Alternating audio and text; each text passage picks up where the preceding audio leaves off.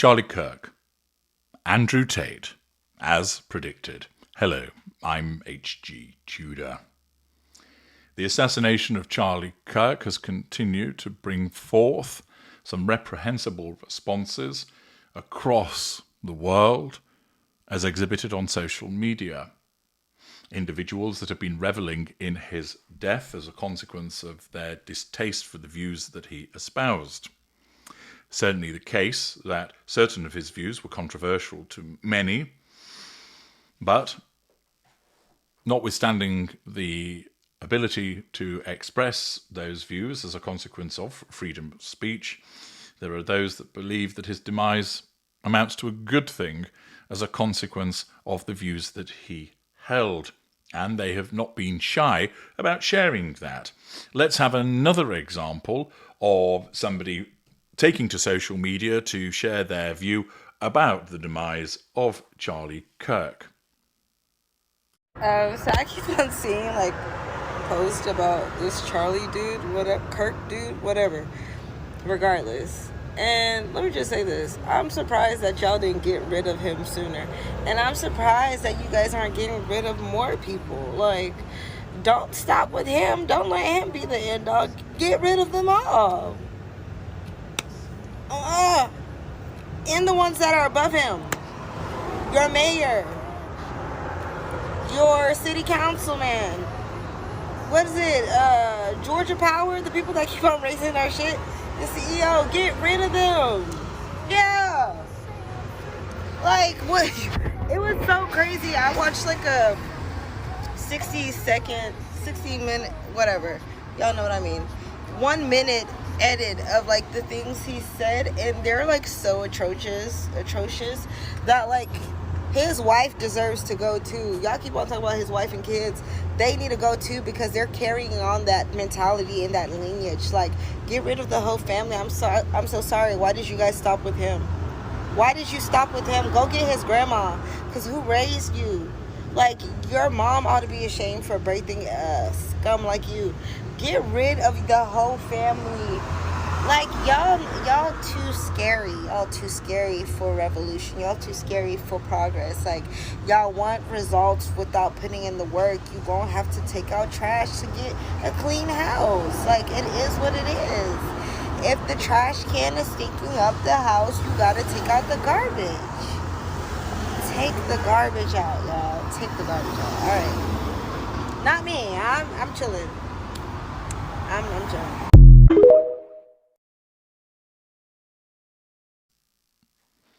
Another TikTok video, quelle surprise, with a rather inarticulate individual whose central message is this.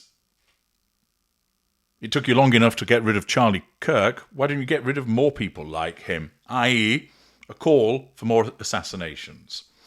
Once again, trampling all over the right to freedom of speech, this individual, exercising their own freedom of speech, basically calls for more people to be killed.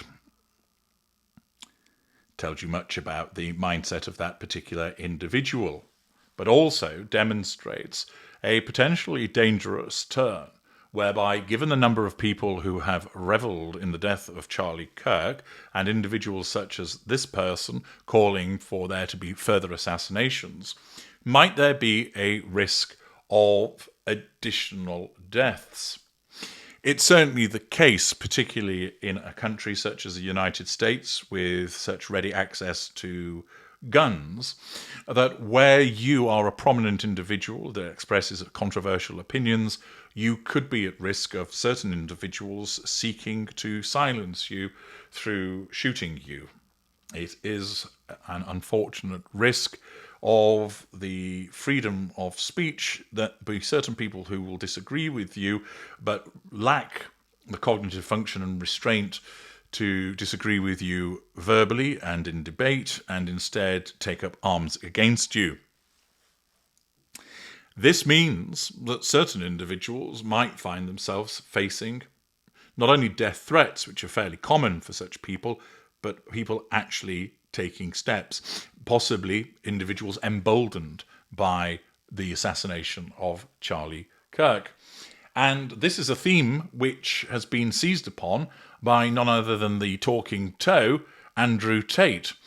You'll recall that last week I explained that following the death of Charlie Kirk, that it wouldn't be long before the narcissist would pop up to ensure that they were able to leverage his death in some way, and that other narcissists would stay silent because they've got no emotional empathy for Kirk or his family. Well, here comes narcissist Tate, and unsurprisingly, he's utilising the circumstances surrounding the death of Charlie Kirk to ensure that he can pursue the prime aims. What he says isn't incorrect.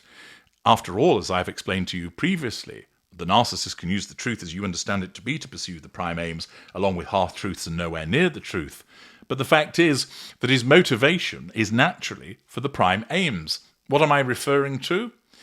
Well, Tate had a conversation with the podcast host Mario Nafal on Charlie Kirk, Israel, Qatar strikes, Ukraine more. And when talking about the assassination of Charlie Kirk, Mario Nafal asked, "Andrew, how are you?" Tate's response, "Quite deeply affected, to be honest." Pity play. Nafal asked, "I read your tweets. There's a few of them." Well, indeed there are, because, like many narcissists, Tate utilises social media for the pursuit of fuel and control. They're pretty strong statements that you've made. One of them says, "It's not only Charlie, there is a list. They're coming for the rest of us." What do you mean by that? Tate replied, "We no longer live in any kind of civilised political discourse. The left and the right are not arguing about interest rates or economic policy. This is a completely different worldview. These people lack spirits and souls, and they believe that anybody who disagrees with them or says a word counter to their narrative deserves a bullet in the neck. This is no longer political discourse. This is a divide which is much larger than most divides, which caused endless wars across the planet. And Charlie Kirk was killed for being the good guy, for being the nice guy. He hasn't been nearly as inflammatory as I have with many subjects."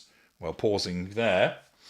Naturally, there are those individuals that regard Charlie Kirk as a force for good, and there are other people that don't regard him as such as a consequence of some of the views that he espoused. But even talking about the dead Kirk, Tate has to compete with him by saying he's not as inflammatory as I've been. It might be coming across as suggesting that he isn't as such a problem, but remember, this is a boastful upper lesser that you're hearing from, and therefore he has to be the most inflammatory because he is the best. He continues by explaining, "And they believe we deserve death, and they celebrate the death of Charlie Kirk in a disgusting, inhumane manner." Well, he's correct about what he's stating there. As mentioned, the narcissist can utilise the truth for the pursuit of the prime aims. Let's not forget, because it's easy to forget attempts, not only did they try to kill Trump, but we forget it because they were unsuccessful. They tried to kill Nick Fuentes. We forget it because they were unsuccessful. Did you even know they tried to kill me?